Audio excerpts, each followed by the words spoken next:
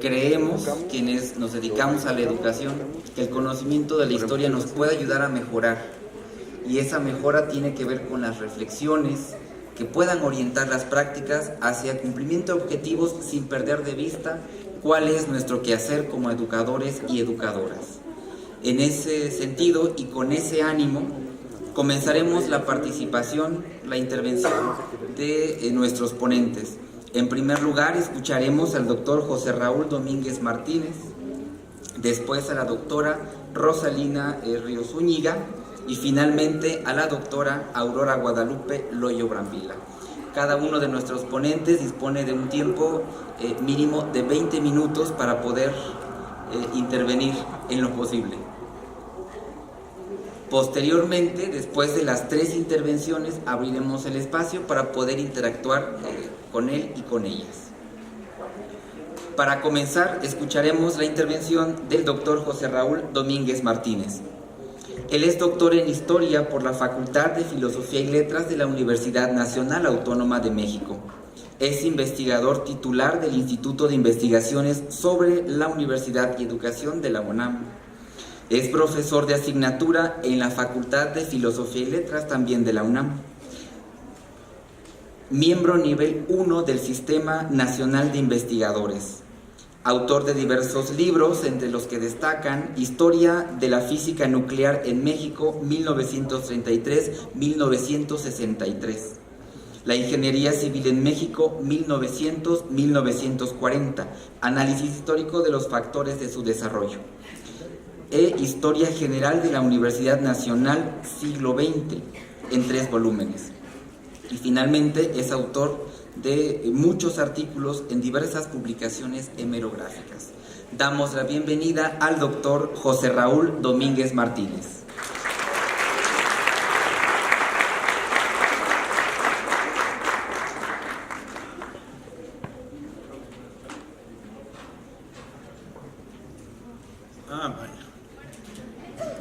Quiero decir de entrada que para mí constituye un gran honor estar aquí con ustedes.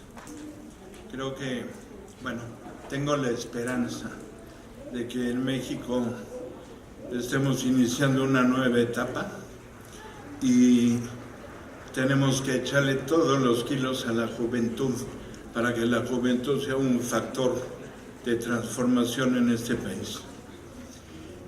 Voy a iniciar mi presentación contándoles una anécdota que viví hace unos años en una celebración aniversario de la creación de la Secretaría de Educación Pública, que nos fueron a entrevistar a mi instituto y de las declaraciones que hicimos los investigadores en el instituto, apareció una nota en La Jornada que decía, como suelen escribir los señores de La Jornada, decía de la epopeya a la devastación, refiriéndose a la política educativa en México. Ese día que salió la nota, el señor Lujambio, que era entonces el secretario de Educación Pública, dio una respuesta a la prensa en contra del titular de esta nota de prensa, y a mí me llegó después un libro, una maravilla, que con mi salario seguro no podría yo comprar, firmado por Lujambio. Y desde entonces me hice un poco como el hábito de atacar a los secretarios de Educación Pública porque suelen dar muy buenos regalos. Me gustó eso, que es un libro espléndido firmado por Alonso Lujambio. Sin embargo, y más allá de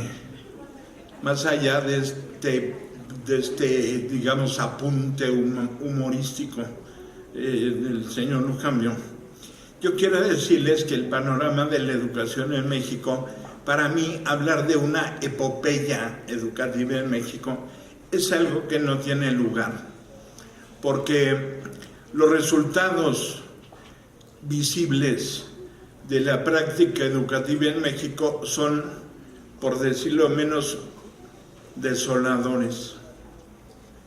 Es increíble que a más de 100 años de revolución sigamos teniendo tasas considerables de analfabetismo.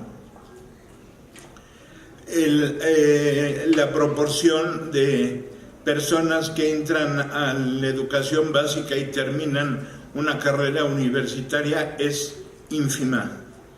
Y bueno, no quiero repetir cifras que seguramente ustedes conocen a la perfección, pero me quiero enfocar en lo siguiente. La educación en México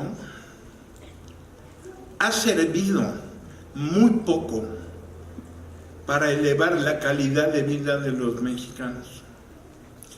Si nosotros checamos, por ejemplo, los reportes que hace la OECD, organismo al cual nos enorgullecemos de pertenecer porque nos codeamos con los países de super primer mundo, Finlandia, que es un favorito de nuestros funcionarios en educación, tenemos resultados verdaderamente pavorosos en materia de matemáticas, de literatura, de historia. O sea, tenemos rendimientos muy, muy bajos.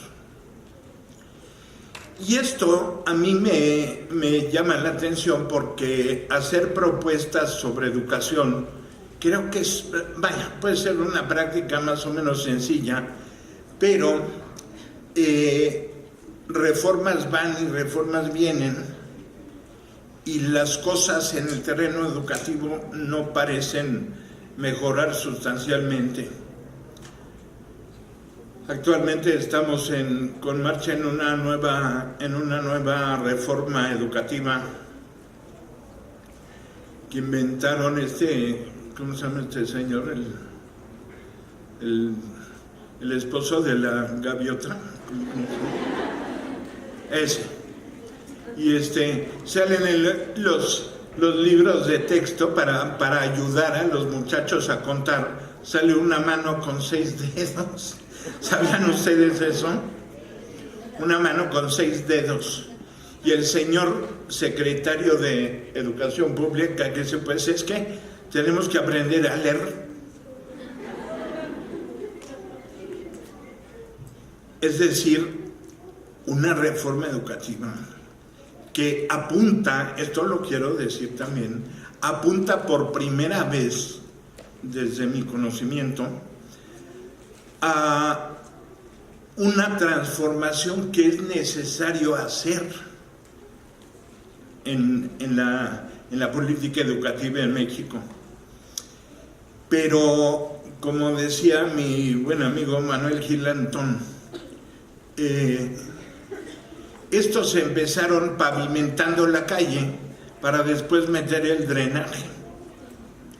O sea, es una reforma educativa hecha verdaderamente con una torpeza propia de quienes nos han gobernado durante 100 años, donde lo último que importa, y esto se los digo de forma categórica, lo último que importa son los estudiantes. Importan los botines políticos, importan las cuotas, importan los mecanismos de control, pero no importan los estudiantes.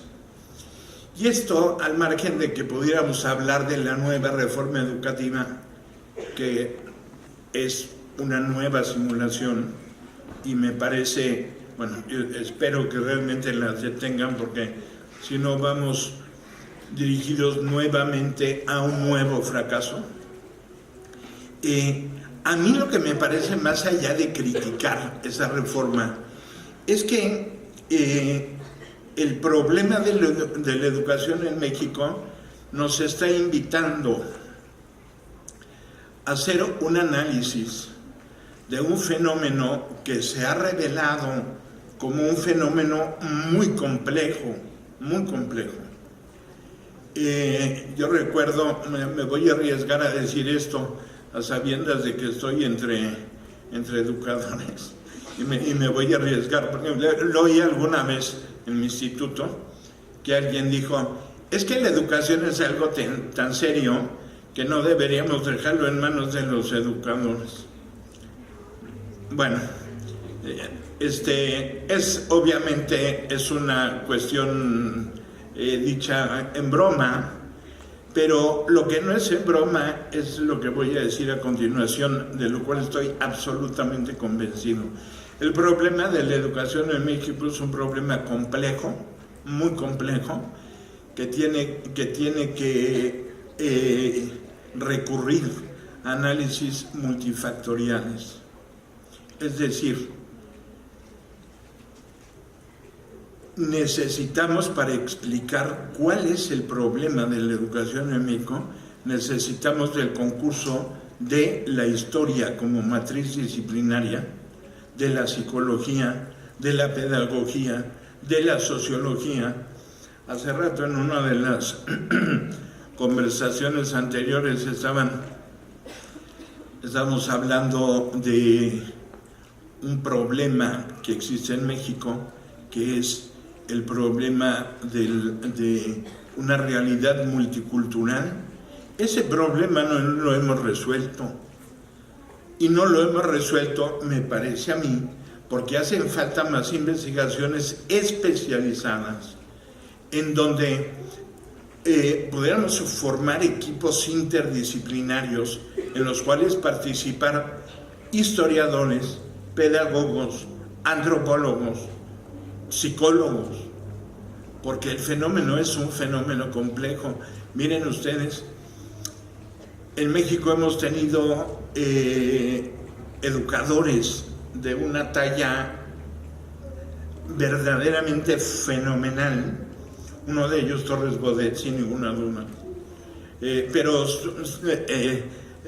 Narciso Bassols, Vasconcelos, Gómez Farías. Hemos tenido mentes muy brillantes que han hecho propuestas muy brillantes para la educación en México, y a la hora de aterrizarlas, la educación en México no se corresponde en sus resultados con los objetivos formales enunciados. Y yo creo que eso requiere de una investigación, pues una investigación más a fondo. Miren, esto que les quería yo mostrar, ya no se los voy a mostrar porque no quiero aburrirlos con muchos datos, pero siempre sí me interesa mucho hacer hincapié en esta necesidad que tenemos de un nuevo enfoque multidisciplinario para el estudio de la educación, porque como pueden ustedes ver en pantalla, yo titulé a este proyecto Mande Usted. Porque mande ustedes algo que yo creo que todos nosotros hemos recibido en la buena enseñanza familiar. Yo por lo menos de niño me lo recuerdo perfectamente. No se contesta así, se contesta mande usted. Un lenguaje propio de los siervos, ¿no? Porque debe usted órdenes, o sea. Y esto lo titulé así por una razón, porque me parece, en una visión de largo plazo, que a mí me gusta mucho la perspectiva de Brodel, en el sentido de los tiempos de largo alcance, porque son los que realmente explican los problemas. Como la educación en México, en el fondo, en la realidad, en la práctica, es una práctica que ha servido fundamentalmente para fomentar la obediencia y la resignación. Y es una práctica que viene sin ningún género de duda de la colonización española en México. Yo someto a la imaginación de ustedes, y de manera particular, estando en este maravilloso estado, que imaginen ustedes qué es lo que ocurrió cuando llegaron los españoles y vieron los imperios, las civilizaciones, la organización, y la sometieron por medio de la violencia. ¿Qué es lo que ocurrió a partir de entonces? Para asfixiar, negar, dar marcha atrás con toda la cultura, con toda la información, con todos los conocimientos, con todas las costumbres que se habían desarrollado en Mesoamérica.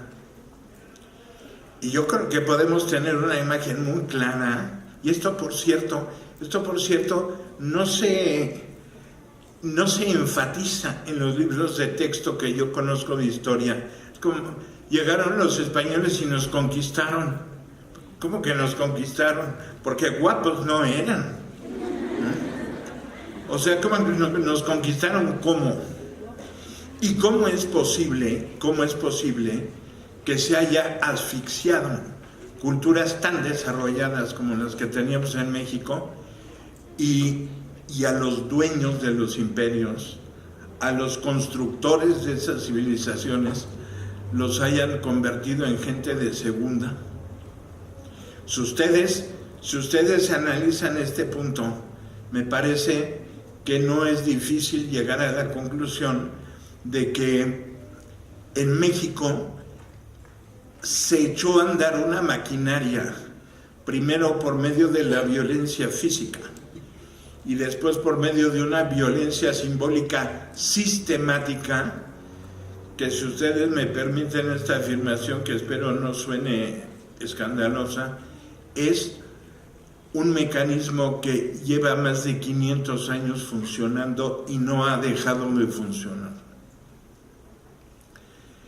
La colonización española nos colocó en una posición determinada en la División Internacional del Trabajo,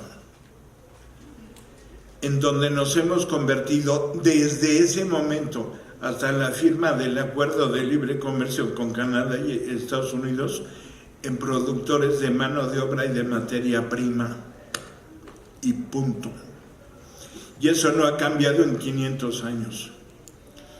Y miren ustedes, para que ese mecanismo haya sido y siga siendo funcional, se necesita hacer una articulación en una correlación de fuerzas muy específica, en donde tienen que haber mexicanos que están completamente excluidos de otra clase de mexicanos que participan de los estándares de primer mundo.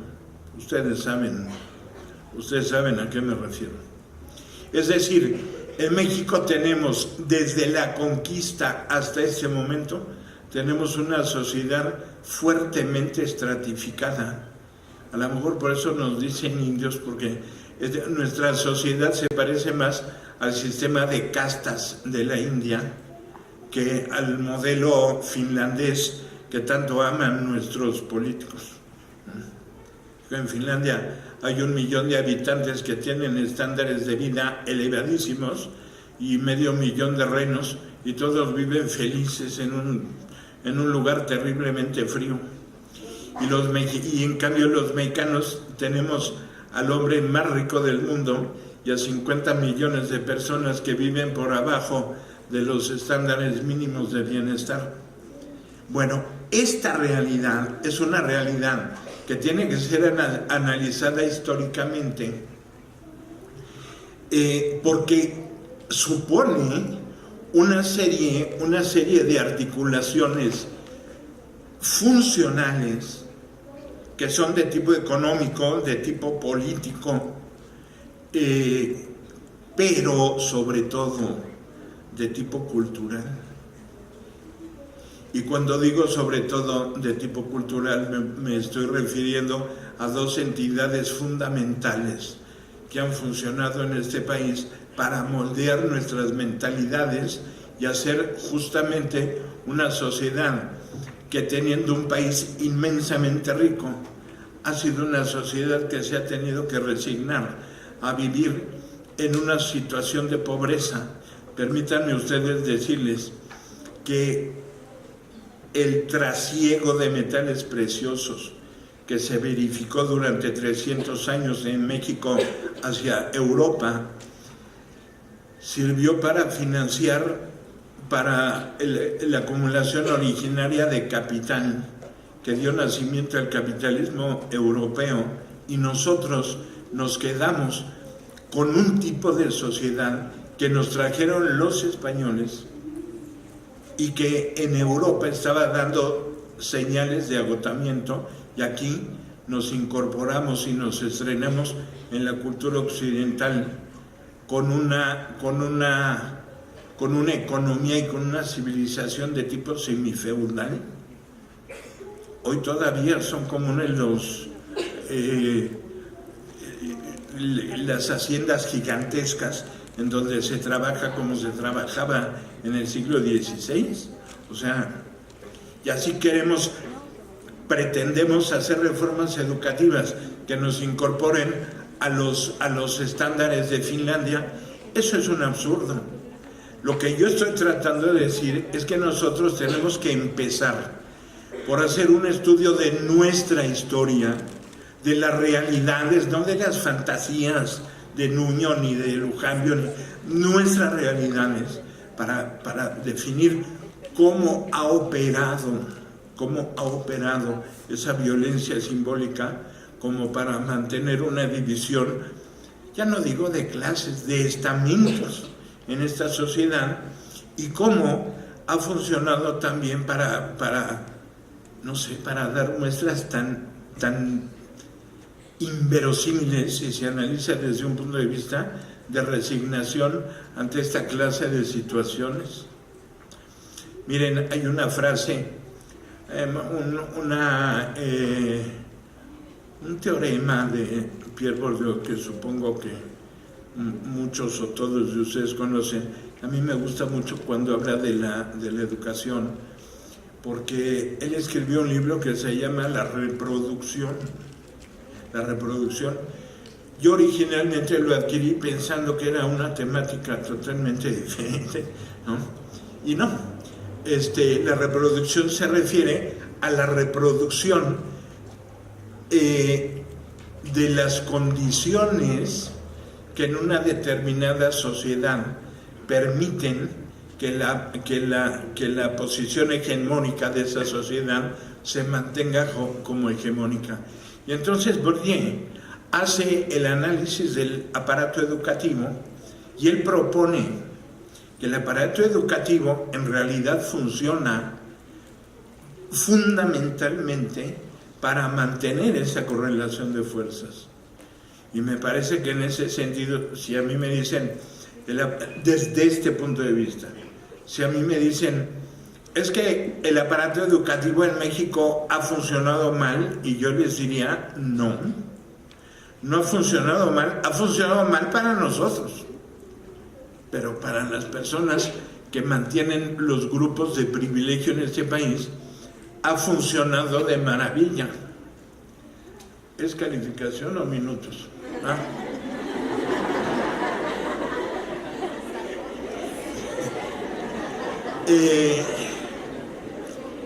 Es un problema complejo. Es un problema que requiere de un análisis desde diferentes disciplinas. Miren, en la conferencia anterior escuchamos algo acerca de los hábitos de lectura. Y yo les quiero comentar esto. Allí en mi instituto, una persona un día propuso que la educación secundaria se redujera a 4 materias. Yo soy historiador, entonces, desde el punto de vista de la pedagogía, no me manejo muy bien en ese campo, pero cuando yo escuché 4 materias, ¿cuáles 4 materias? Un idioma, literatura, matemáticas e historia. Y yo, conversando con él, dije, oye, pero ¿y la química? ¿Cuál es el sentido de esta propuesta? el sentido de esta propuesta es la de habilitarnos en lenguajes. Voy a concluir en los 5 minutos que me quedan, ¿sí, verdad? 5. Tratando de llamar su atención a la hipótesis central de este proyecto de investigación.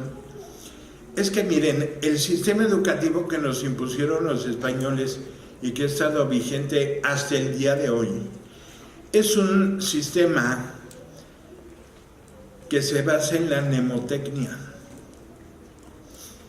Nosotros en México hemos estado acostumbrados a memorizar los conocimientos. ¿Cómo me acuerdo yo? Imagínense ustedes de la edad que yo tengo, o sea, ninguno de ustedes había nacido, vaya, ni siquiera cuando me divorcié.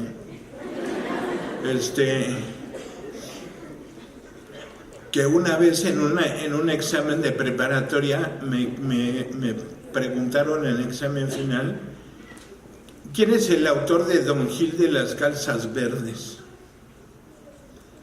Yo, 40 años más tarde, sigo sin saber. ¿Alguien sabe quién escribió Don Gil de las... ya sé. Tirso. Bueno, o sea, es que en vez de preguntarnos sobre la trama de Don Gil de las Calzas Verdes, me preguntaron quién era el autor. ¿Qué importancia puede tener el autor? Y así les voy a decir, por ejemplo, en las pruebas PISA, que se aplican a estudiantes mexicanos para analizar el nivel de matemáticas, es patético. No sabemos matemáticas. Y si me dicen, es que es un problema genético de los mexicanos, perdónenme, las matemáticas mayas estaban a la altura de las matemáticas árabes o de las matemáticas hindús. No es un problema como pretenden, No es un problema de raza ni es un problema genético. Pero claro, si nos queremos memorizar las matemáticas, estamos perdidos. Las matemáticas las pudimos haber memorizado hasta su desarrollo en el siglo XVII, pero ya después, con el cálculo infinitesimal, no pues cuándo, ni en toda la vida. En historia, ¿cómo se llamaba? Perdón, me va a tocar uno de los íconos de este estado. ¿Cómo se llamaba la señora esposa de don Benito Juárez? Exactamente. Y en cambio, yo les preguntaría a ustedes, ¿cuál es el sentido de la reforma que practicó Juárez o que impulsó Juárez en relación a las reformas que tuvieron lugar en la Europa que se opuso al antiguo régimen y con el antiguo régimen al papel y a la fusión ideológica de la Iglesia Católica? Y eso, o sea, que a nosotros en historia nos enseñen a memorizar datos, es una cosa que convierte la historia en una verdadera pesadilla. Y así podemos seguir analizando cada una de las unidades temáticas del conocimiento, y de plano nosotros vamos por mal camino. Toda la educación en México se ha basado, desde que llegaron los españoles hasta el día de hoy, con estos señores que ya mencionamos, en el usufructo de la memoria, en aprender los conocimientos de memoria. Y eso es una cuestión que no incide de manera eficiente en los procesos cognitivos, pero que sí incide en comportamientos sociales que no tienen que ver con el conocimiento. ¿Ya? No, si me dejan, sí. Muchas gracias.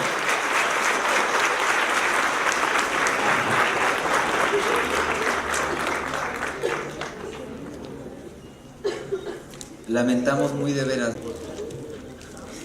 Agradecemos la participación del doctor José Raúl Domínguez Martínez y damos paso ahora a la participación de la doctora Rosalina Ríos Zúñiga. Me permitiré, antes de escucharla, leer la síntesis curricular de la doctora Ríos Zúñiga. Rosalina Ríos Zúñiga es doctora en Historia por la Universidad de Pittsburgh, investigadora titular B del ISUE y profesora de la Facultad de Filosofía y Letras, ambas de la Universidad Nacional Autónoma de México.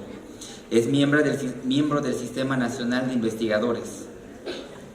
Las líneas de investigación que desarrolla son Historia de la Educación e Historia Social y Cultural de México, primera mitad del siglo XIX.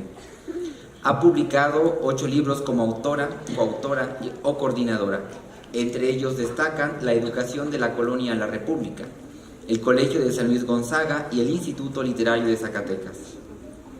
Formar ciudadanos, sociedad civil y movilización popular en Zacatecas. En coautoría con Cristian Rosas Íñiguez, La Reforma Educativa de Manuel Baranda, documentos para su estudio. Coordinó con Juan Leiva Voz Popular, Saberes no formales, humor, protesta, disidencia y organización desde la escuela, la calle y las márgenes. Y con Mónica Hidalgo, Poderes y Educación Superior en el Mundo Hispánico. Ha publicado también numerosos capítulos de libros y artículos y participado en diversos eventos académicos. Actualmente se encuentra escribiendo un libro sobre el Colegio de San Juan de Letrán de la Ciudad de México, 1790-1868. Recibimos a la doctora Rosalina Ríos Zúñiga.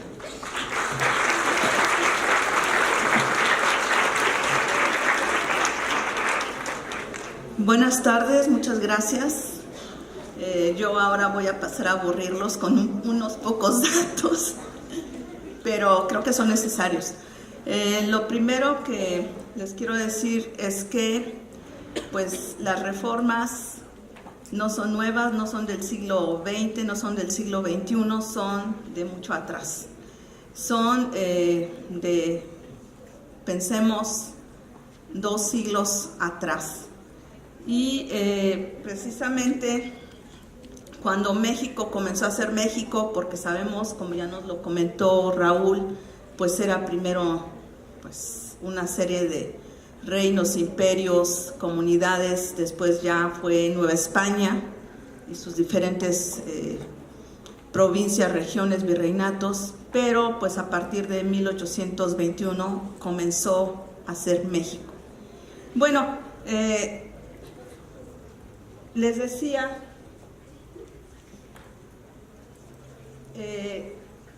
las reformas comenzaron pues en el siglo XIX.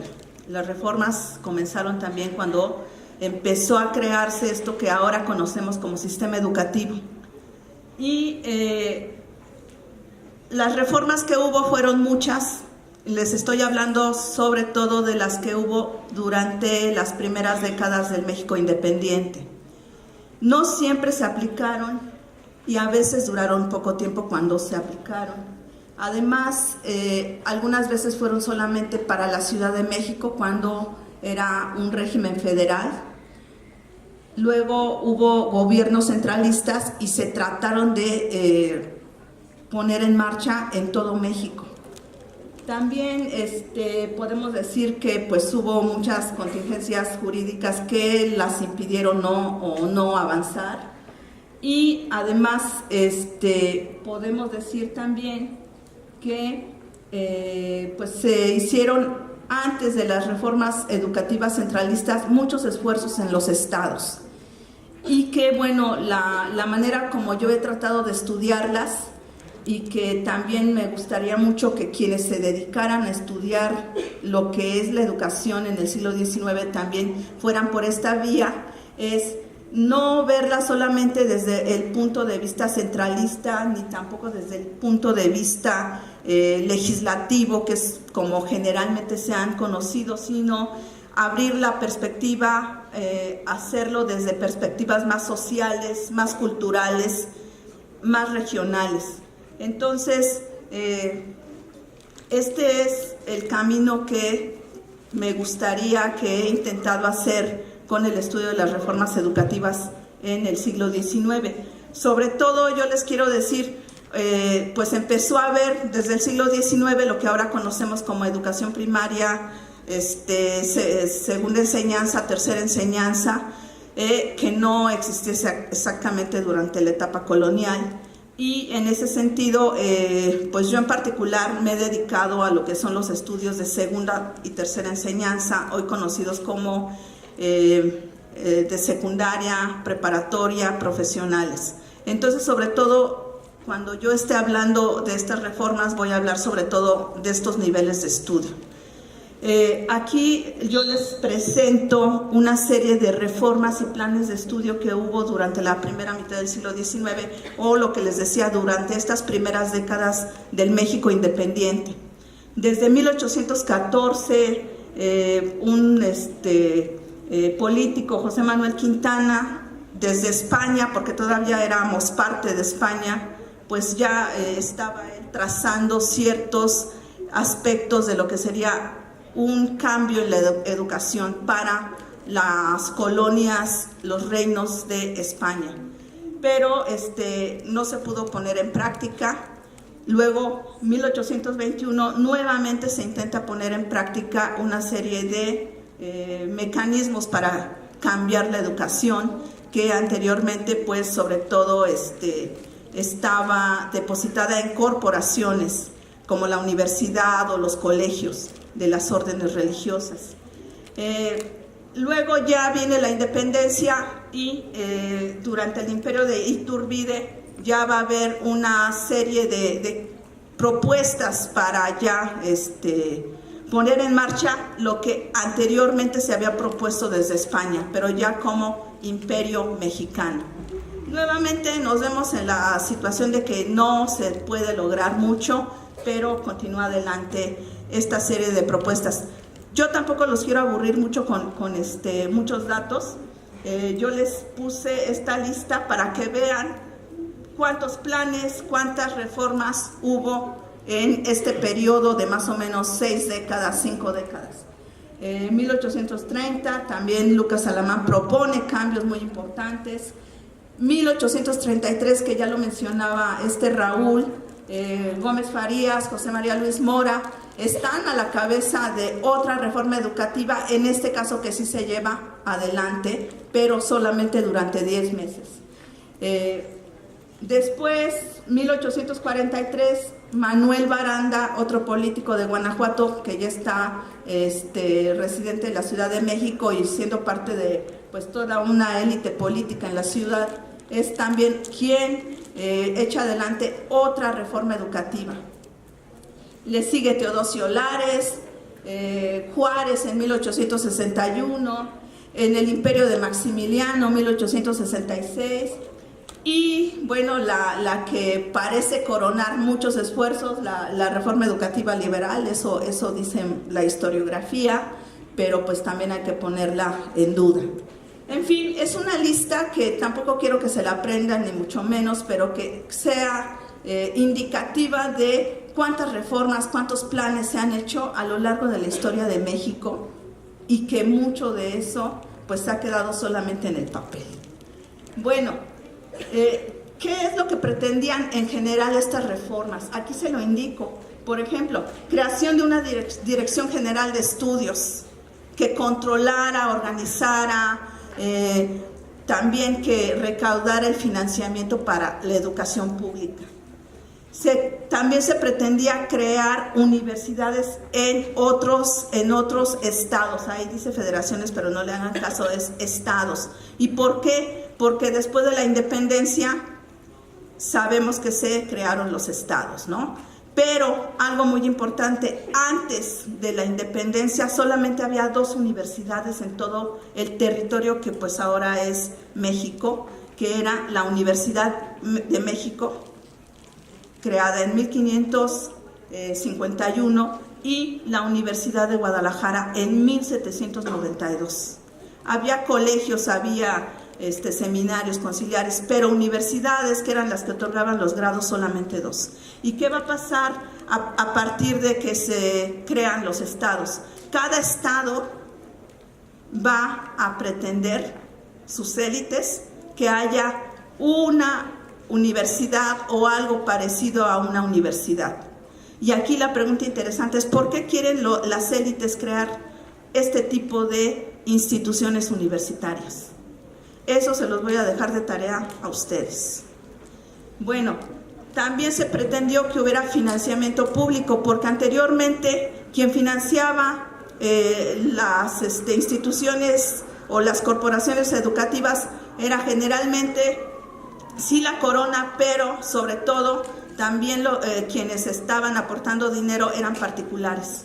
Alguien que dejó su herencia para que se creara un colegio, alguien que dejó, obviamente gente de mucho dinero, que dejó dinero para que se dieran becas a los jóvenes que quisieran estudiar en un colegio o en una universidad.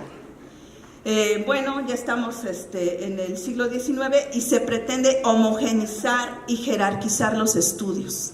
Es decir, que haya primera, segunda, tercera y al principio de la independencia llegó a haber hasta cuarta enseñanza. Bueno, ahí están los niveles educativos que se pretendían crear y sobre todo, pues toda la pretensión era que fuera un sistema de instrucción pública. ¿Cómo tuvo realidad esta serie de reformas en el momento que se dieron? Yo les voy a poner dos ejemplos de cómo se pusieron en marcha estas reformas.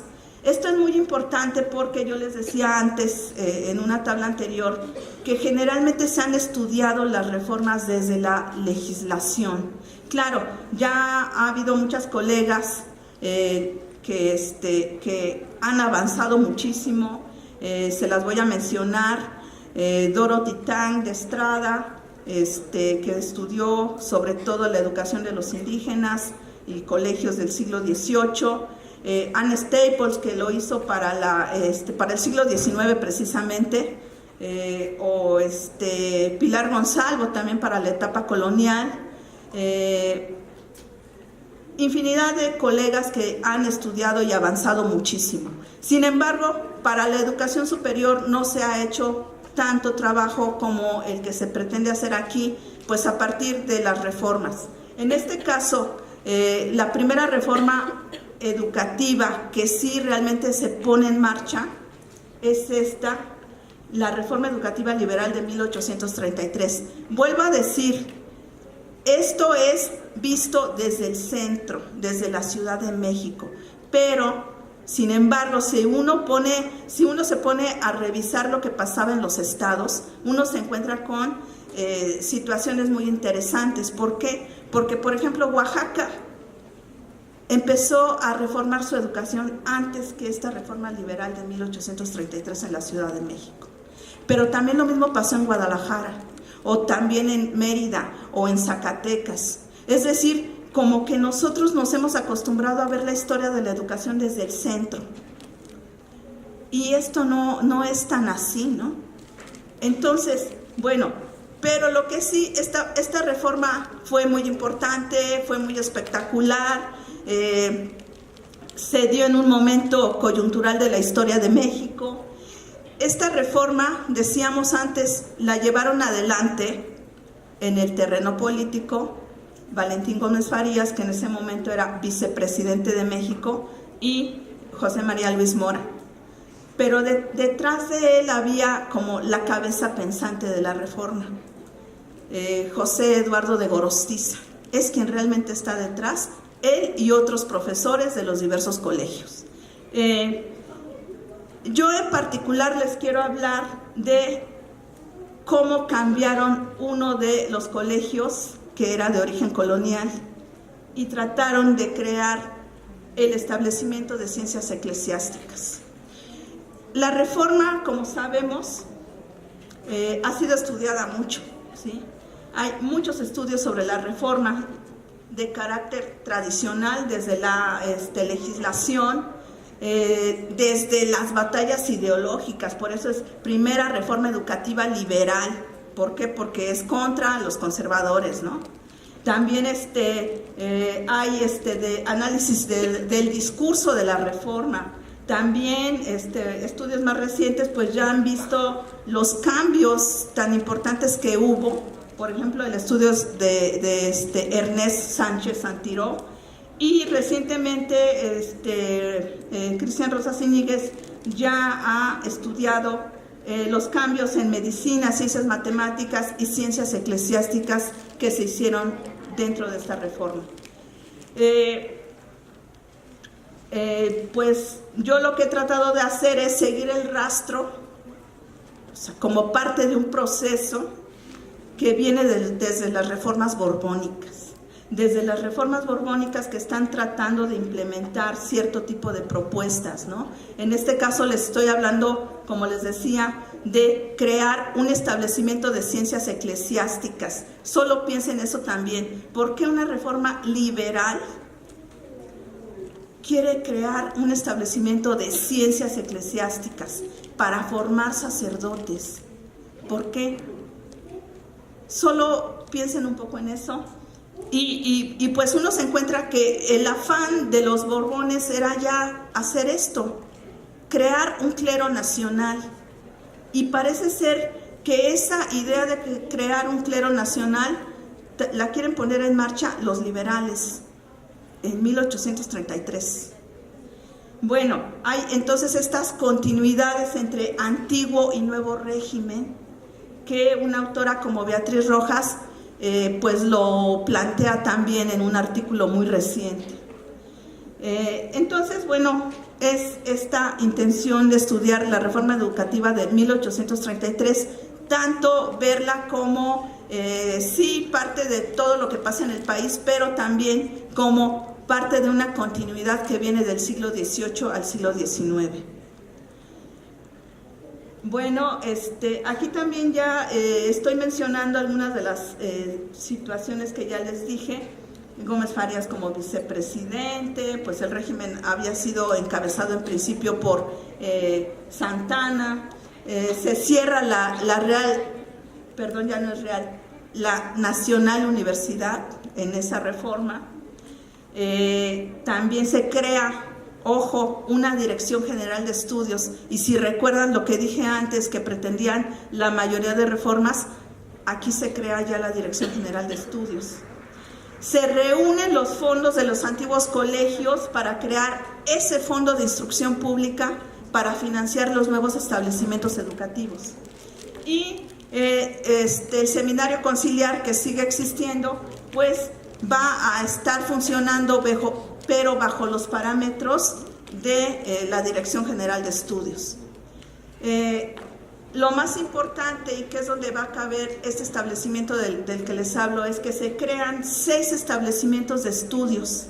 Uno de estudios preparatorios que va a tener su sede en el Hospital de Jesús. Esto también es muy importante, bueno, todo lo que les voy a decir adelante, porque se están utilizando los antiguos edificios para instalar centros educativos. El de Ciencias Médicas en el Colegio de Belemitas, el de Ciencias Físicas y Matemáticas en San Ildefonso, el de Estudios Ideológicos y Humanidades en el Exconvento de San Camilo, el de Ciencias Eclesiásticas en el Colegio de San Juan de Letrán. Y bueno, les decía yo, la reforma dura solamente 10 meses, pero créanme, ahora que he entrado a estudiarla, que la ha estudiado Cristian Rosas, he visto que sí se llevó a la práctica. ¿Qué hacen con bueno, aquí es un resumen de quiénes eran las instituciones encargadas de formar al clero en la etapa colonial. Es la Real Universidad de México, los seminarios conciliares, colegios y conventos. Este establecimiento de ciencias eclesiásticas, que es el que, digamos, es más llamativo de la reforma, porque es una reforma liberal, en primer lugar está una serie de profesores, ¿no? Que están tanto renunciando, pero otros agregándose a lo que va a ser la reforma. El rector de San Juan de Letrán, que era José María Iturralde, va a ser sustituido por un importante clérigo liberal radical que es José de Jesús Gómez Huerta. Y el establecimiento de ciencias eclesiásticas se inaugura en diciembre de 1833. Sí se inaugura. Y este es su programa de estudios. Por ejemplo, vean la cátedras que estaban propuestas de idioma mexicano, de idioma otomí, de historia sagrada del Antiguo y Nuevo Testamento, de fundamentos teológicos de la religión, de exposición de la Biblia, de padres y escritores eclesiásticos, de teología práctica moral cristiana y las clases de latinidad. Y los profesores, muchos de ellos desconocidos, pero por ejemplo en esta lista está el último, José María Lacunza, que era un estudiante de San Juan de Letrán y que después va a ser incluso rector de ese mismo colegio, pero está aquí presente en esta lista de profesores de este establecimiento de ciencias eclesiásticas. También están localizados muy bien los alumnos que estaban en el establecimiento. Había antes de la reforma en el colegio de San Juan de Letrán 60 y pues después ya que se inaugura quedan 44. ¿Por qué los retiran los papás? ¿Quién sabe? O así, a lo mejor sí sabemos, ¿no? Les daba miedo que hubiera una reforma liberal y a lo mejor por eso los retiraron los papás. O porque no querían seguir la carrera eclesiástica, como está mencionado. Algunos autores dicen que solamente había 2 estudiantes, pero pues eso queda refutado porque pues sí hay esta lista de estudiantes del colegio. El colegio seguía ofreciendo becas como en el antiguo régimen, 12 becas para que estudiaran la disciplina eclesiástica. Y tenemos este caso de este alumno, a ver si puedo manejar esto, creo que no, me pierdo. El último, hay una solicitud de un joven que se llama Luis Secundino Ortiz para que el establecimiento le otorgue una beca, pero le dicen, primero debes de ir al establecimiento de estudios preparatorios y después ya venir al de ciencias eclesiásticas. ¿Qué quiere decir esto? Que era obligado seguir la jerarquización de estudios, los niveles de estudios que ya se habían marcado. Bueno, eso es todo lo que tengo yo sobre esta reforma, que vemos que sí se trató de poner en marcha, que vemos que hubo hombres interesados en ser profesores, alumnos interesados también en formarse como clérigos en ese momento. Y que bueno, que todo esto también tiene que ver con la idea de que se tiene que cambiar la perspectiva de estudiar estas reformas. No solamente es la legislación, tiene que ser también en quiénes participaban, cómo participaban, qué beneficios o no recibieron, hasta dónde fue posible o no poner en marcha esas reformas. Yo tengo un segundo ejemplo que ya lo voy a decir también de manera muy rápida, es el de la reforma educativa de Manuel Baranda. En este caso es una primera reforma que pretende ser de carácter nacional y es increíble la cantidad de documentación que se puede encontrar uno en el Archivo General de la Nación de los estados en ese momento. ¿Por qué? Porque se pidieron informes a los estados de la situación de la educación en cada uno de ellos. Entonces, si alguien de ustedes ojalá se animara a estudiar la historia de la educación en el siglo XIX, en el AGN encontraría una gran cantidad de documentos de Oaxaca, claro, complementando con los que hay aquí en el archivo. Pero lo interesante pues de esta reforma es que se pretende que sea nacional, ya no solamente federal como sucedió en el caso de la reforma educativa de 1833. Aquí en este caso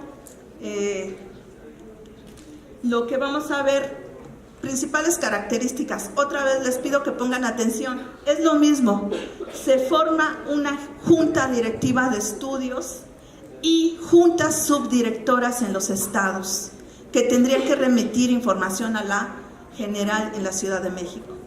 El financiamiento, pues aparte de todo lo que pudiera también recogerse de los antiguos fondos conventuales, colegiales, también se pretendía que el 6% de las herencias llamadas transversales pasara a ser fondo de instrucción pública. Se declara que todos los colegios que haya en los estados serán nacionales. Entonces, en ese momento, si existía el Instituto de Ciencias y Artes de Oaxaca, tendría que ser forzosamente Colegio Nacional de Oaxaca. ¿Lo hubieran aceptado? Bueno, están las universidades nuevamente como otorgantes de grados académicos. En la reforma de 33 lo olvidé, pero iba a ser la Junta Directiva de Estudios la que iba a otorgar los grados, no la universidad. Y otra vez jerarquización y homogenización de los estudios. Más introducción de saberes modernos. En ese momento podemos encontrar en muchos programas de estudio la introducción de ideología y la introducción de de economía política. Y eso pasaba incluso en el Instituto de Ciencias de Oaxaca. Yo, en este caso, para acercarme también de otra manera a la reforma, lo empecé a hacer a partir de la manera como la reforma afectó a los jóvenes. Y en este caso, si se está extendiendo el número de años que un chico que quería estudiar jurisprudencia y que estaba en algún colegio quería seguir o no, bueno, había un tipo documental que se llama dispensas de cursos. Se daban lo mismo para gramática latina, para filosofía o para jurisprudencia o para medicina, pero yo en particular he estudiado las de jurisprudencia. Entonces, esto me ha permitido conocer a la población estudiantil de esos momentos, los nombres, los lugares de origen, las problemáticas que presentaban. También la manera, ya les decía, cómo fueron afectados por la reforma. Muchos jóvenes dicen, ya son demasiados años de estudio. No sé, porque eran 3 años, la reforma aumentó a 5 años. Entonces muchos chicos ya no pueden seguir. Y dicen o piden al gobierno, por favor, dispénseme 2 años, ya no puedo seguir más. Y se hacían exámenes particulares para que pudieran seguir los jóvenes. Y también por las situaciones de conflicto político o de guerra contra el extranjero o de guerra interna, pues había momentos en que los jóvenes tenían que regresar también a su lugar de origen y en ese momento pues pedían una dispensa. Entonces, estudiar las dispensas para estudiar la reforma educativa de 1843 ha sido muy rico porque me ha presentado otra cara de la reforma. Esa otra cara que a lo mejor nos acerca a situaciones como las que ya nos platicó mucho Raúl, pero que además también pensemos que ¿quiénes eran los jóvenes que en ese momento, como ahora, son los que pueden llegar a los estudios medios, superiores y superiores? No era la mayoría de la población, era solamente una franja mínima de la población de cada estado. Eso también lo tenemos que tener presente. No sé, ahora recuerdo algunas cifras de Zacatecas. Por ejemplo, había para lo que llamaban los estudios de gramática latina y filosofía, 120 estudiantes. 120 estudiantes. Claro, tenemos que comparar con el número total de población para entender mejor la cifra. Pero eran 120 estudiantes y de esos 120 estudiantes de estudios de gramática latina y filosofía, que hoy pensaríamos que serían los de preparatoria, solamente 10 o 12 pasaban a los estudios de jurisprudencia. Entonces pensemos también las desigualdades que históricamente venimos arrastrando en la educación en México. Y bueno, qué decirles hoy mismo con los nuevos filtros que hay para la educación, que los jóvenes, muy pocos, todos los que desean llegar a un bachillerato de la UNAM, porque ya es casi el paso para los estudios de licenciatura en la propia UNAM, ¿cuántos jóvenes quedan fuera actualmente de esa posibilidad? Entonces, creo yo que para pues entender las reformas, entender el sistema educativo mexicano, tendremos que remitirnos a la historia y verla, yo les decía, de otra manera, no solo legislación, sino también cómo se cumple, no se cumple, cuánto dura, cuánto no dura, qué jóvenes sí son incluidos, cuáles son excluidos, y pues de esa manera también acercarnos a pensar en qué se puede hacer, ¿no? Bueno, por mi parte es todo. Espero que haya quedado.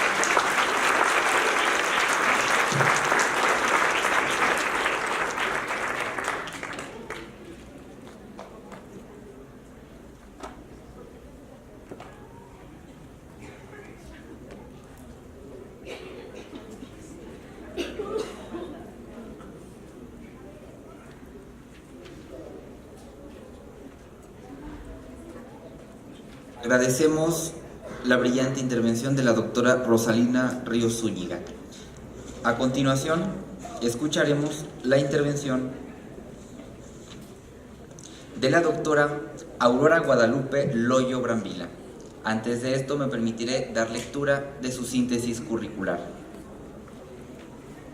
Aurora Guadalupe Loyo Brambila es candidata a doctoras en Ciencias Sociales, especialidad Sociología, por el Colegio de México. Maestra en Sociología en la Universidad de la Sorbona de París. Es licenciada en Sociología por la Facultad de Ciencias Políticas y Sociales de la Universidad Nacional Autónoma de México. Ha ejercido la docencia principalmente en el programa de posgrado de Ciencias Políticas y Sociales de la UNAM y en el Instituto Dr. José María Luis Mora, en el que rediseñó la maestría en Sociología Política. Su especialidad consiste en conducir seminarios sobre educación y seminarios metodológicos. En 1995 coordinó un grupo de investigadores quienes, con el apoyo de CONACYT, se dieron a la tarea de analizar las posiciones del CENTE, de los partidos políticos, la Iglesia, las organizaciones empresariales y el Banco Mundial sobre las reformas conducidas en el campo de la educación durante el sexenio de Carlos Salinas de Gortari. Actualmente es investigadora titular de tiempo completo por el Instituto de Investigaciones Sociológicas de la UNAM. Sus líneas de investigación son política educativa y actores sociales, educación básica, docentes y sindicalismo magisterial, y organizaciones docentes en América Latina. Recientemente ha publicado Caminos entreverados, cultura y educación en Jaime Torres Bodet. Entre la celebración del pasado y la exigencia del futuro, la acción educativa del gobierno de Adolfo López Mateos, política educativa y actores sociales, la sociología, asociativismo y sindicalismo en educación, entre otras publicaciones. Recibimos a la doctora Aurora Guadalupe Loyo Brambila.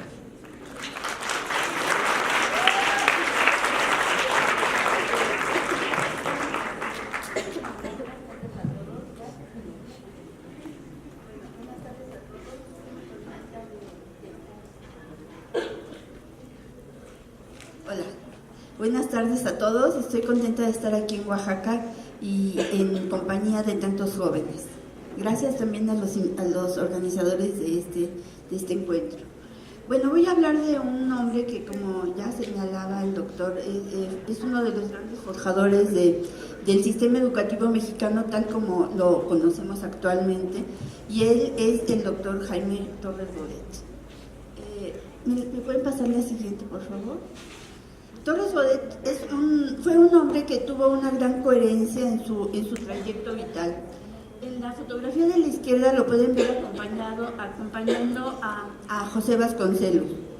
Él fue un joven de clase media muy inteligente, muy trabajador. Secretario, por favor, silencio. Perdón, pero es que soy maestra y me gusta mucho que estén en silencio.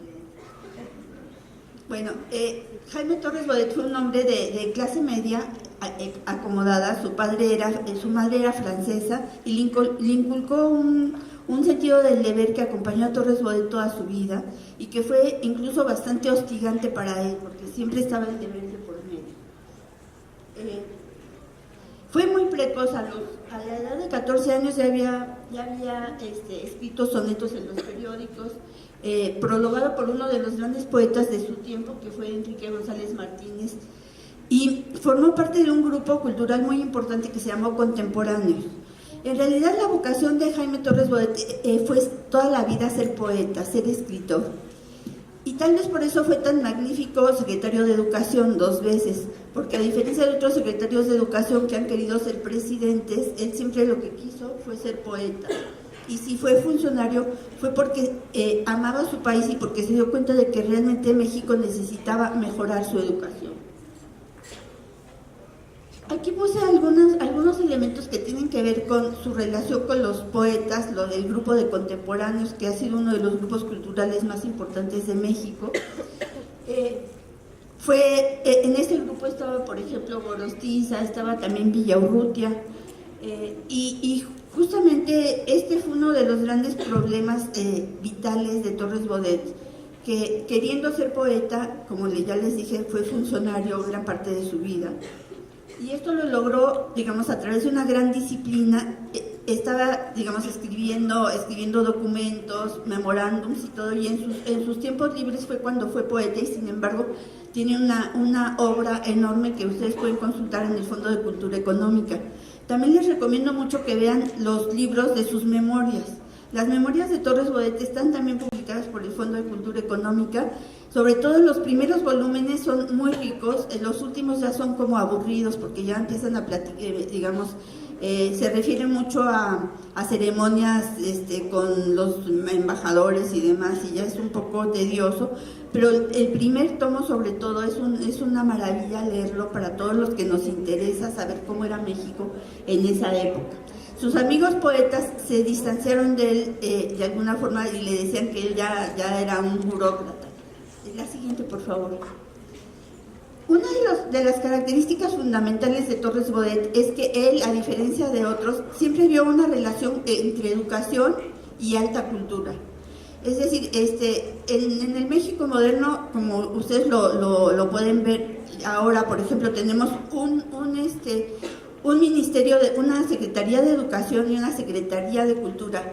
Y la Secretaría de Cultura casi sobre todo, bueno, espero que eso cambie, pero hasta ahora se ha estado, digamos, dedicando mucho a la alta cultura, por eso puse ahí Bellas Artes, ¿no? Como si fueran dos cosas diferentes. La educación es así una cosa masiva y no sé cuánto, pero y la alta cultura es algo completamente separado. Para Torres Bodet nunca fue así.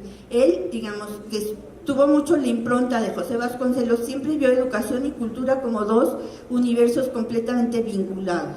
La educación era el primer paso y la alta cultura era algo que había que desarrollar, pero que para nada estaba separado de la educación. La siguiente, por favor. La segunda parte termino esta primera parte nada más como de presentación de Torres Bodet, dándoles algunos mínimos datos biográficos. Como ya les dije, él se inicia con Vasconcelos y él fue, además de su secretario particular, una persona que se encargó de las bibliotecas. Y entonces ahí fue cuando conoció realmente México, porque acompañó a Vasconcelos a fundar bibliotecas en los distintos rincones del país, organizó la biblioteca, etcétera, y este fue su primer elemento. Luego, después, digamos, más tarde, otra encomienda muy importante que tuvo fue la de ser secretario de Educación en el segundo trienio del gobierno de Ávila Camacho. Y ahí, digamos, construyó instituciones que son muy importantes. Una de ellas, porque es realmente una cosa, digamos, importante con sus limitaciones y todo lo demás, fue la creación del Sindicato Nacional de Trabajadores de la Educación. Si ustedes han estudiado un poco la historia política de México, saben que el corporativismo en México, digamos, se inicia a finales de 39-40. Antes los maestros, digamos, estaban como separados en muy distintas organizaciones, algunas de tipo marxista, otras católicas, etcétera, y entre ellas se peleaban y había muchos conflictos. Entonces, incluso el presidente Lázaro Cárdenas trató de unificar a los maestros en un solo sindicato, no con la idea tanto de controlar o de que fuese obviamente un sindicato como el que después resultó ser, sino con la idea de que disminuyeran los conflictos. Pero en la época de Lázaro Cárdenas esto no fue posible, y la unificación del Sindicato Nacional de Trabajadores de la Educación se da ya en el periodo que se llamó de Unidad Nacional, cuando por la Segunda Guerra Mundial el discurso político era de que todos tenían que estar unidos para enfrentar el fascismo. Y entonces es así como se funda el Sindicato Nacional de Trabajadores de la Educación como un sindicato que, digamos, de corte corporativo, y el que logra, digamos, de alguna forma apaciguar los ánimos y lograr que fuese un solo organismo fue Jaime Torres Bodet. El otro punto fue el artículo 3º constitucional. El cambio del artículo 3º constitucional de la educación socialista al artículo que duró muchísimo tiempo y que hasta la fecha el núcleo sigue siendo muy importante, es ese que ustedes seguro se saben perfectamente de que el sentido de la educación democrático, nacional, etcétera. Y ese texto realmente fue escrito por Jaime Torres Bodet. Aunque se promulgó ya en la época de Miguel Alemán, el que escribió ese que a mí me parece excelente texto, digamos, yo diría doctrinario del artículo 3º constitucional, fue Jaime Torres Bodet. Entonces, después de que dejó de ser secretario de Educación, él quiso volver a ser poeta y dedicarse a ser escritor, pero no pudo porque se fue.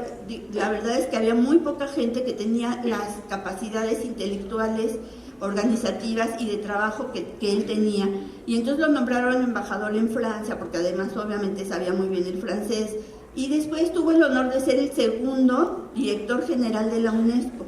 Nunca después ha habido otro mexicano director de la UNESCO. Jaime Torres Bodet fue director de la UNESCO y ahí tuvo un desempeño muy notable, que terminó porque en la época de la guerra de Corea, Estados Unidos quería un director de la UNESCO mucho más afín a sus posiciones, y entonces le recortaron mucho el presupuesto a Torres Bodet, y Torres Bodet, que era un hombre muy íntegro y muy decidido, prefirió dejar y renunciar a la UNESCO. Pero en todo este tiempo, digamos, en los 40s y 50s, básicamente estuvo en Europa, ya fuera como embajador de Francia o como director de la UNESCO. En la UNESCO aprendió muchísimas cosas. Por ejemplo, viajó, conocía perfectamente los manuales educativos que se utilizaban en África, que eran lo que diríamos como libros de texto para masivos. Esos manuales educativos él los conoció, y siempre pensó que México necesitaba un sistema en el cual los libros de texto pudieran estar, digamos, pudiesen estar en manos de todos los niños, no solamente de los niños cuyas familias podían comprar libros. Entonces, para entender también sus principales líneas, hay que entender que si el libro para él era fundamental, antes que nada, para que alguien pueda tener un libro, es que tiene que saber leer y escribir. Y por tanto, el analfabetismo fue un problema al cual dedicó muchísima energía, desde los 40, cuando fue secretario de Educación, y después en los 60. En 1960, para tener una idea de lo que pasó, les quiero contar una pequeña anécdota. Cuando Torres Bodet regresó a México, el presidente Ruiz Cortines le llamó por teléfono y le dijo que quería que fuera a ver a Adolfo López Mateos a su casa de San Jerónimo, que en ese momento López Mateos era el presidente electo, ¿sí? O sea, todavía no tomaba posesión, era el presidente electo. Entonces Jaime Torres Bodet, que conocía a López Mateos, bueno, dijo que sí, y le dijo Ruiz Cortines que necesitaba que llevara unas pocas páginas diciendo qué haría con la educación. Entonces, bueno, Torres Bodet se presentó ahí en San Jerónimo con López Mateos y le llevó 4 o 5 hojas escritas sobre las cosas fundamentales que le parecía que debía de hacer. López Mateos lo leyó y le dijo, me parece muy bien, pero usted tiene que ser el secretario de Educación. Y Torres Bodet le dijo, no, o sea, yo ahora ya digamos, terminé de ser funcionario, y entonces López Mateos le dijo, es que usted es el único que puede hacer este plan. Y Torres Bodet le puso una condición, le dijo, bueno, entonces yo lo sería siempre y cuando usted me dé los recursos para hacer lo que yo quiero hacer. Y dentro de esos, digamos, la siguiente, por favor, entre eso está, digamos, la idea del libro, porque él dice en un fragmento, dice, siempre me interesé porque el libro completara de manera más libre la acción de los profesores. De nada vale enseñar a leer, ni crear escuelas, ni fomentar la educación fundamental de las masas, si los que acaban de aprender no pueden procurarse textos, o más aún si no se les ofrece y proporciona material de calidad para el ejercicio de la lectura. Entonces él le dijo a López Mateos, yo necesito que me dé todos los recursos para hacer esto, o sea, disminuir el analfabetismo, hacer libros de texto para todos los niños. La siguiente, por favor. Es por eso que en el texto que ya comentaron que es un capítulo para un libro del Colegio de México, yo puse que el libro de texto gratuito realmente es el más importante artefacto cultural del siglo XX mexicano. No hay nada comparable en términos de los efectos sobre los niños y por tanto sobre los jóvenes y sobre la población como el libro de texto gratuito. Desde mi punto de vista no hay nada, o sea, no hay ningún edificio, no hay ninguna música, no hay nada que tenga la importancia cultural que tuvo el libro de texto gratuito. Ahora, hay que entender, digamos, las ventajas y las limitaciones de lo que hizo Torres Bodet. Por una parte, él, como ya les dije, propició la unificación del sindicato. El sindicato después, pues ya sabemos todo lo que ha pasado y tenemos, bueno, al menos yo y no sé si ustedes también, muchas críticas a todo, digamos, a la manera en la que el sindicato con el paso de las décadas, digamos, fue en términos de su actuación en el tema educativo, con las cosas buenas y las cosas malas. Pero, digamos, hay que entender una cuestión que es la siguiente: la mayor parte de la población era analfabeta, y lo que Torres Bodet en toda su vida trató de hacer es ver que en México, y que se manifestó ya mucho más claramente en los 60s, ejercía una presión terrible sobre el sistema educativo. Y entonces, ¿cómo es que un país pobre, porque México no es cierto que es el cono de la abundancia ni nada de eso, o sea, es un país, digamos, que tiene riquezas, sí tiene riquezas, pero también tiene zonas muy áridas, también tiene digamos, diversidades culturales, y tiene muchísimos problemas que hacen realmente complicado salir de una situación de pobreza añeja. Entonces, Torres Bodet, enfrentándose a esta situación real, que en los 60s era terrible porque ya había aumentado muchísimo la población, vio la necesidad en primer lugar de hacer un plan transeccional. Esto es muy importante porque ahora lo estamos viendo. Cada sexenio cambian el sistema, la reforma, los planes de estudio, una nueva reforma educativa, no sé cuánto. Entonces Torres Bodet dijo, bueno, es que lo que necesitamos es una política transeccional, y esto fue lo que se denominó el plan de 11 años. Proyectaba aulas y personal docente para atender en 1970 a 7.2 millones de niños. O sea, él estaba en 1959, pero hizo un plan que tomó en cuenta la dinámica demográfica, y cuya meta, una de sus metas, era que en 1970 se pudiesen atender 7.2 millones de niños. Ahora ustedes saben que nuestro sistema educativo es muchísimo más grande. Y había esa urgencia de construir escuelas y de valorizar al magisterio. ¿Y cómo había que valorizar al magisterio? A través de la atención a las normales. y él creó, digamos, el Instituto de Capacitación Magisterial y también de mejorar el sueldo de los maestros, es decir, sí puso mucha atención en esto, en una situación en la que los maestros en esa época, en los 60, solamente salían de la normal y ya tenían su plaza a donde quisieran, porque lo que hacía falta eran muchos maestros que la mayor parte no estaban titulados, y entonces él, a través del Instituto de Capacitación del Magisterio, quería titular a los maestros y capacitarlos mejor. La siguiente, por favor. Estoy ya llegando al final de mi exposición, porque la verdad es que no sé cuánto llevo de tiempo. Mira, ¿me falta cuánto? Me quedan 10 minutos. Bueno, entonces, puesto que me quedan 10 minutos, quiero hacer una especie como de síntesis de lo que he dicho, que son dos ideas fundamentales, porque siempre en ese tipo de exposiciones lo importante es que ustedes se queden en primera con la curiosidad. En el caso de lo que yo digo, la curiosidad de conocer a este gran hombre que fue Jaime Torres Bodet. No hemos tenido otro secretario de Educación como Jaime Torres Bodet, la verdad.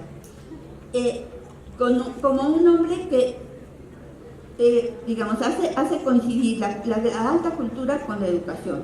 Una persona que se dedica a hacer escuelas, que trabajaba 20 horas al día, y que fue un hombre honesto. Era un hombre que no quería ser presidente, no quería amasar una gran fortuna. Fue una persona que trabajó 20 horas al día a favor de la educación y la cultura. La parte de la cultura, que no la he mencionado aquí, pero me parece que es interesante, en 1960 se conmemoraron los 50 años de la Revolución Mexicana, y se hizo mucho mejor esa celebración que la celebración de los 100 años de la Revolución Mexicana, que le tocó a Fox, que fue realmente un desastre, ¿no? En los 50 años de la Revolución Mexicana se produjeron libros muy buenos, como un libro que también, una colección de libros que también les recomiendo mucho que vean en sus bibliotecas, que se llamó México 50 años de Revolución. Era obviamente una obra muy, muy optimista, porque en esa época pues se acostumbraba mucho que nada más se ponía lo bueno de lo que pasaba y lo malo se echaba abajo del tapete. Entonces, claro que hay la mayor parte de los trabajos que están ahí son visiones como muy optimistas de México, ¿sí? Y pocos señalamientos de los problemas. Pero sin embargo es un libro muy importante. Yo creo que si ustedes se interesan de cómo era México en esa época, nada más con que vean esa obra van a aprender muchísimo. Y fue en ese contexto, y Jaime Torres Bodet como secretario de Educación, que se hizo una de las cosas de las que más orgullosos nos sentimos, que es el Museo de Antropología e Historia, que seguramente todos conocen, en la Ciudad de México, en que están expuestas no nada más con gran decoro, sino con una belleza impresionante, algunas de las maravillas que hicieron las personas, digamos, los grupos que vivieron aquí antes de la llegada de los españoles. La otra gran, digamos, cuestión que hizo él, no se ve tanto así, ¿no? Pero también es un trabajo de publicación de obras de alta cultura también muy importante. También, por ejemplo, en esa época se hizo el Museo de Arte Moderno de Chapultepec. Es decir, lo que se hizo para celebrar los 50 años de la Revolución Mexicana fue impresionante. Era una época de bastante optimismo, ¿no? La verdad es que cuando oigo aquí a mi colega de lo que estaba diciendo, que todo así, en los años 60 no se veía así.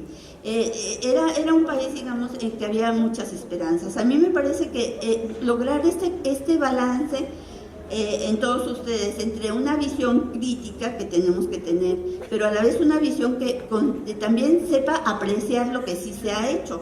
Porque la verdad es que cuando vemos el tema del analfabetismo, por ejemplo, o sea, cuando pensamos que más del 70% eran analfabetas y que ahora siguen siendo muchos porque la población de México creció exponencialmente y ahora somos más de 125 millones, y entonces, aunque los analfabetas, digamos, son pocos, están generalmente en lugares muy apartados y demás, numéricamente siguen siendo muchos,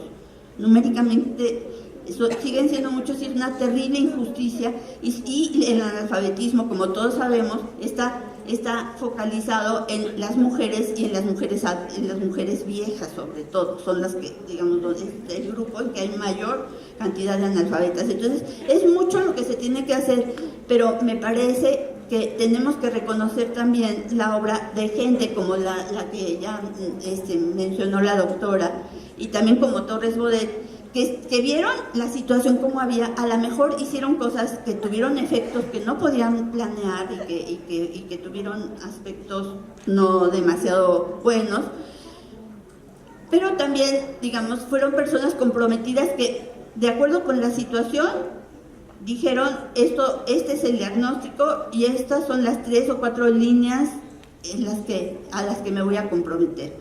Yo pienso que también nos hace mucha falta revisar esto, porque estamos en un momento en que necesitamos ser optimistas, necesitamos que ustedes crean que podemos crear un país mejor y que cada uno de nosotros podemos hacer las cosas, cada uno en su ámbito, lo mejor posible y hacer que el país vaya para adelante. Eso es todo, muchas gracias.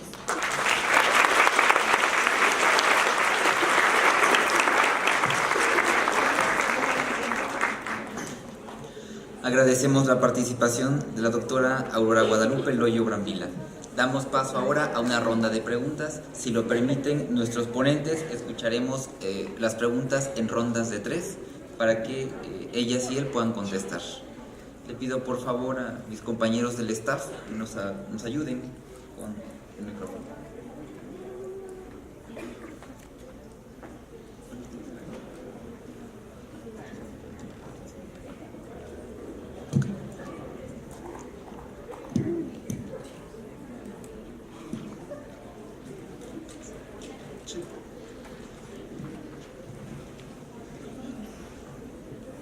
Buenas tardes, mi nombre es Norberto y soy estudiante del 5º semestre de Ciencias de la Educación del Instituto de Ciencias de la Educación de la UAPCO.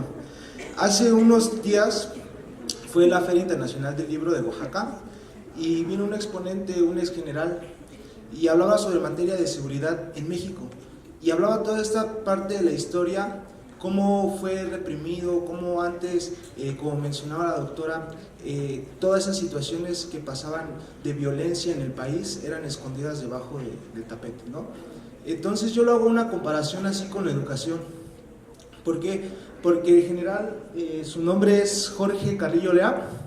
Este señor decía que él fue fundador de una institución de seguridad dentro del país en su gestión, pero que al momento de cambiar el sexenio se perdía el hilo de esa misma institución y lo que hacía el gobierno era cambiarle el nombre. Entonces no tenía ninguna coherencia, y lo relaciono con lo que nos exponen los ponentes en cuanto a la educación, que Jaime Torres Bodet, como lo menciona un gran exponente, pues vio más allá, ¿no?, de un sexenio, sino hizo un plan de 11 años, ¿no? Entonces yo creo, retomando las ideas, que eso es lo que le falta hoy en día a la educación en México.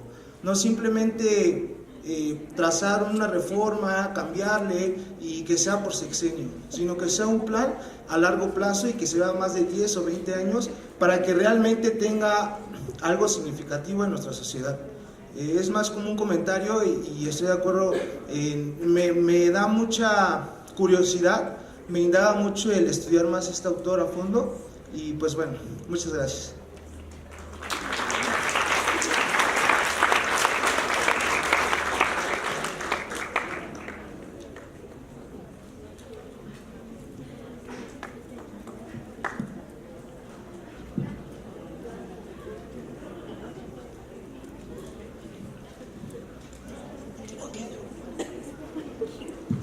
Bueno, mi pregunta es al doctor Raúl.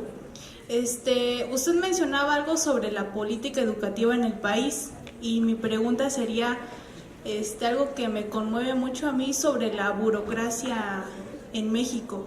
¿Por qué hasta estos tiempos sigue persistiendo ese sistema?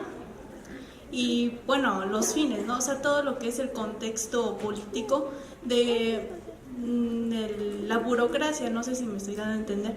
¿Por qué México, o bueno, por qué el país o los altos funcionarios insisten en querer dar una buena imagen y ni siquiera en las escuelas se está dando una buena atención en las aulas.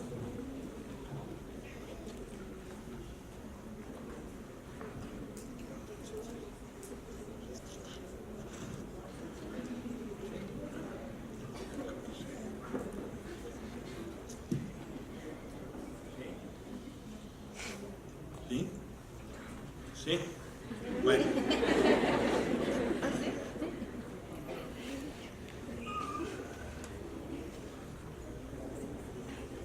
México es un país que tiene desigualdades como muy pocos otros países en el mundo. Que yo sepa, por ejemplo, estamos equiparables en ese campo.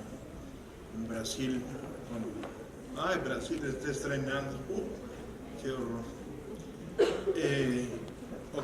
O con la India. O sea, México tiene unas desigualdades, las ha tenido siempre. Decir que el señor Slim es ahora el hombre más rico del mundo, pues no es la primera vez que ocurre, ¿no? Estamos del conde de Recla, ¿cómo se llamaba? ¿No? ¿Quién era el conde de Recla? Bueno, o sea, México ha tenido a varios de los hombres más ricos del mundo y sin duda ha tenido a varias de las personas más empobrecidas del mundo también. Esa ha sido una constante de este país. Y a mí me parece que es una constante muy lacerante. Esto desde luego dio lugar a lo largo de todo el siglo XIX a una zozobra en términos de organización política y en términos de organización social. En el siglo XIX se hicieron experimentos sobre centralismo y federalismo y etcétera. La Revolución Mexicana fue un intento, un efecto, no quiero decir un intento, un efecto de estos desequilibrios que finalmente derivaron en una figura constitucional que trató de poner orden. Pero una cosa son los decretos, las leyes, ¿no? Que vamos a crear instituciones y a la hora de hacer instituciones no tienen ningún sustento. Y otra cosa es la realidad.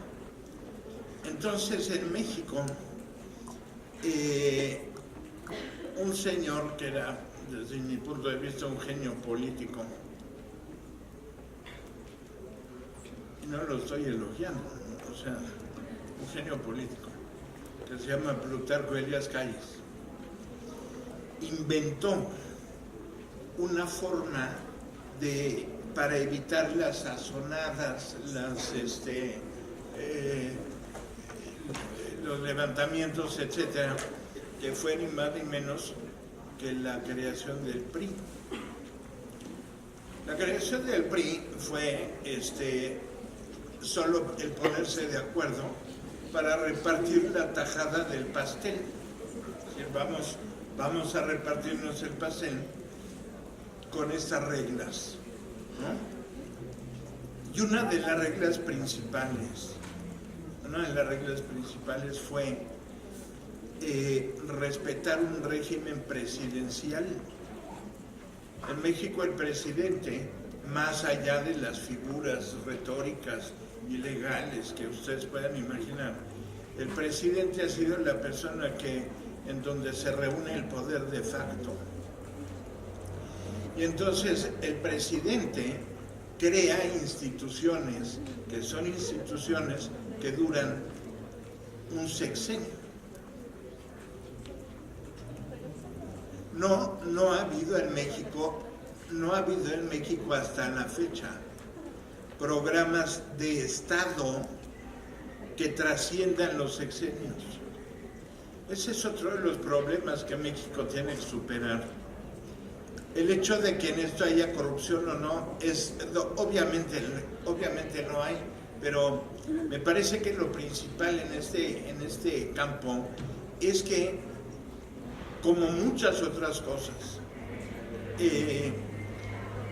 el régimen democrático, el régimen federal y la división de poderes en México es otra figura legal que ha tenido en el terreno de la realidad muy poca concreción, y esto ha dado lugar, ha facilitado por lo menos que las prácticas del Poder Ejecutivo sean prácticas que tienen una vigencia solo hasta el momento en que esa persona entregue el poder, y entonces, respetando aquella vieja fórmula de Plutarco Elías Calles, la nueva figura que va a asumir el poder del Ejecutivo, pues tiene la libertad de cambiar y modificar las cosas a su antojo y a su real entender.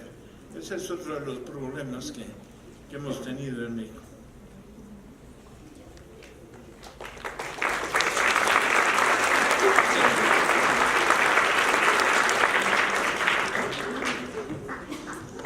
Hola, tengo una pregunta hacia el doctor Raúl otra vez. Mi pregunta es, ¿qué estrategia sugiere usted para desarrollar el interés sobre la historia en los alumnos de la educación básica? ¿Qué estrategia sugiere usted? Esa es mi pregunta.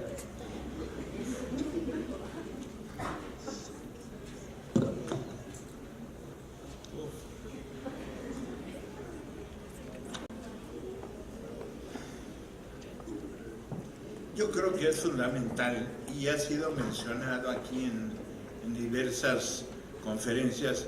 Miren, es fundamental algo en lo que los grandes educadores se han empeñado. Aurora acaba de hablar de Torres Bodet, que, o sea,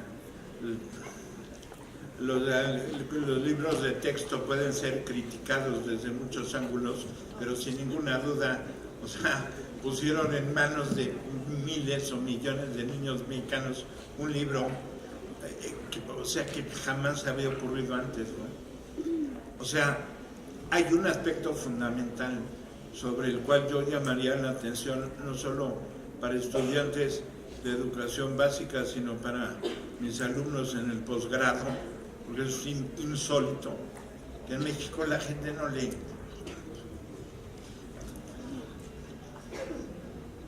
Es fundamental que nosotros fomentemos el hábito de la lectura.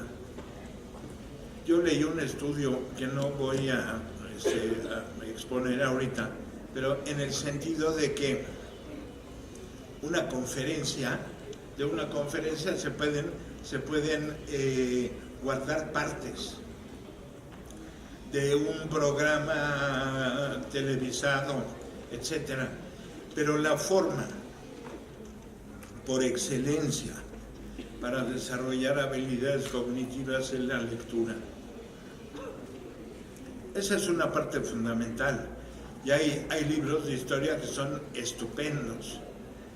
En el caso de los muchachos de educación básica, no sé, porque yo creo que eso tiene que pasar por un proceso muy complejo, en donde habría que empezar, por ejemplo, por una reforma en la escuela normal, y habría que pasar por una revisión de los contenidos. Pero creo que lo que se puede decir así de manera inobjetable es que es necesario fomentar y practicar el hábito de la lectura.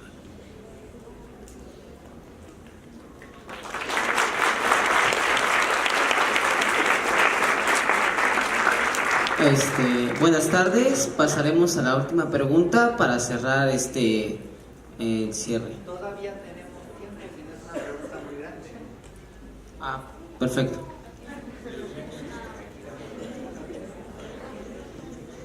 Buenas tardes, mi nombre es Yara, soy estudiante de la Red de Escuelas Universitarias del Sureste, y esta pregunta va dirigida para la doctora Rosalina.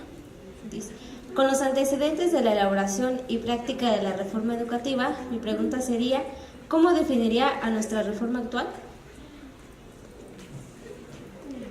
¿Cómo la definiría? Pues desde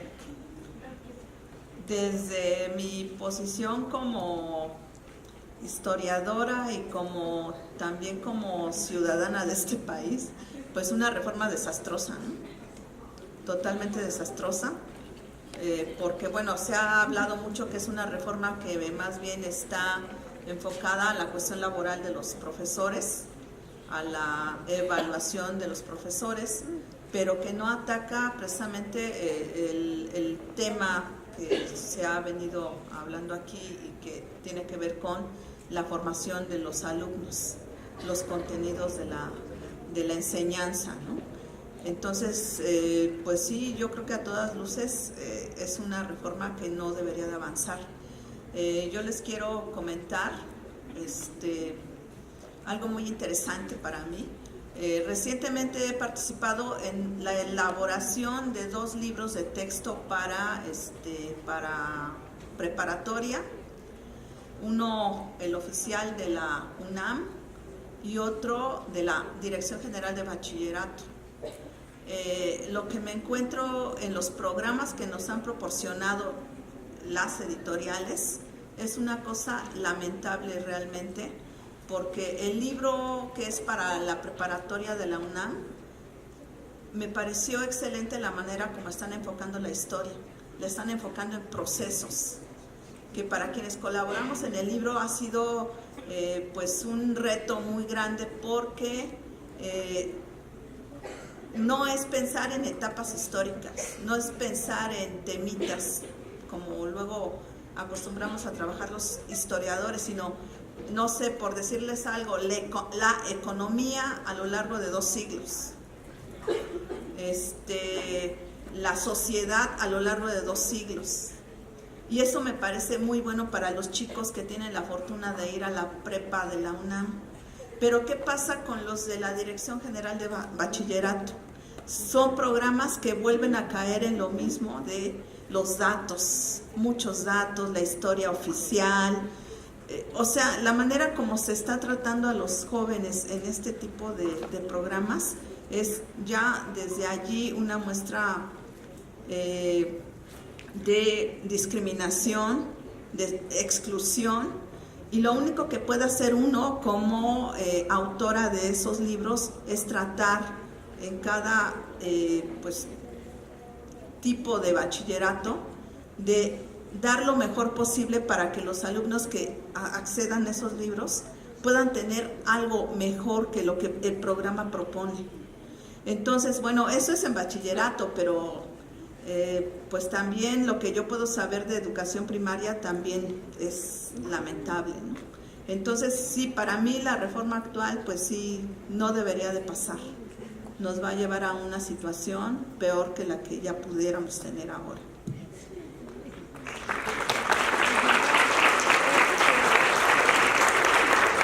Ahora sí, una última pregunta, por favor. Aquí adelante.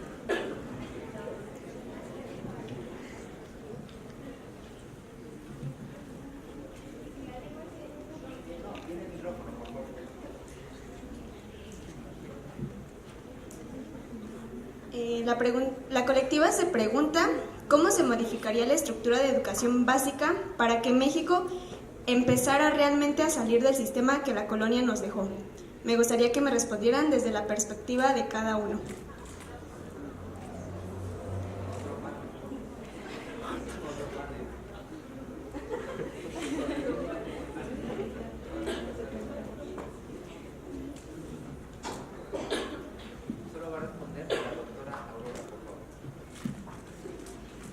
Bueno, yo pienso que el cambio en la educación no nada más es cambio en el currículum, sino es también cambio en las condiciones en las que se encuentran las escuelas, cambio en la formación de los maestros. Es decir, es una situación en la que la educación básica o la educación media o la educación superior, cualquiera, no puede, digamos, cambiarse a partir nada más de los planes y programas. Se tiene que cambiar a partir de todo un conjunto de elementos que son los que pienso que finalmente han estado fallando. Me parece, por ejemplo, que no se puede hablar de la evaluación, como efectivamente tiene razón la doctora Rosalía, en el sentido de que la reforma que ahorita está vigente, se centró demasiado en la evaluación de los docentes sin atender a la formación de los docentes y tampoco al acompañamiento. Entonces, si nada más se trata de evaluar a los docentes así, con eso no va a mejorar necesariamente la educación. Y así podríamos decir que con un nuevo cambio de planes y programas, nada más eso tampoco haríamos mejorar la cuestión. Se tiene que ver una cuestión sistémica. Por eso me pareció interesante lo de Torres Bodet. O sea, Torres Bodet, si se fijan en lo que yo expuse, fueron varias cuestiones las que ponían la capacitación del magisterio, mejores sueldos para los maestros. En ese momento que era expansión del sistema, más escuelas, más aulas, etcétera. Es decir, el tema de la mejora tiene que ser integral, no puede ser solamente así. Y además también, no nada más es responsabilidad de la escuela, es también responsabilidad de la sociedad. ¿Qué están haciendo los padres de familia para la educación? Es importante. ¿Qué están haciendo los medios de masivos? O sea, ¿qué programas les están proporcionando a los niños? ¿Qué están haciendo para mejorar la nutrición de los niños? O sea, también tenemos problemas muy serios. Sabemos que hay muchas zonas en que todavía hay desnutrición infantil. Entonces, ¿cómo vamos a mejorar sustantivamente esto si no atacamos los diferentes elementos? Entonces, para mí, si bien el tema pedagógico de planes y programas es importante, no es el único, y ese sería una de las cuestiones que demandan justamente, como decía el doctor, una visión interdisciplinaria, no puede ser nada más pedagógica.